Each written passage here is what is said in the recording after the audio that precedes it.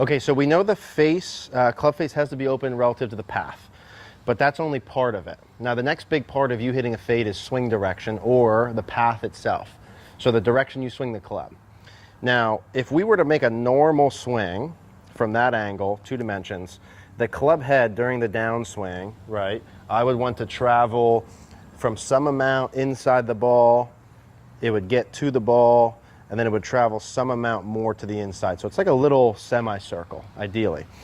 So if I want to hit a fade goes along with a leftward swing direction or a leftward club path, meaning instead of me coming in and getting this club head traveling slightly inside, hit the ball slightly inside, relative to this little bit of an arc, I want that club head to travel to the ball from outside of that line, get to the line, and then travel to the left of the line. So if this little alignment rod was my straight line, I would want my club coming in more from outside in, like from this direction. So my swing direction during the downswing would come in here, outside of that line, hit the ball, and then work to the left.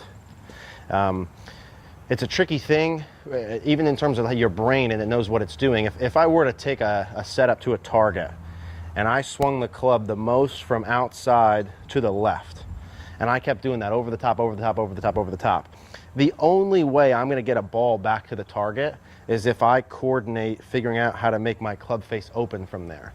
So you can kind of reverse engineer these things. So if you swing over the top, over the top, over the top, and your club face is square to that, you should hit it left, left, left, left, left. The only way to get it back to the target from there is to make your club face open.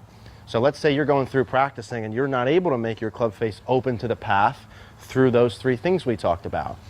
Instead of doing that, you could get yourself, shift your swing direction more to the left, left, left, left, left, depending upon how big of a cut you want, and then your brain might self-organize the club face being open by itself.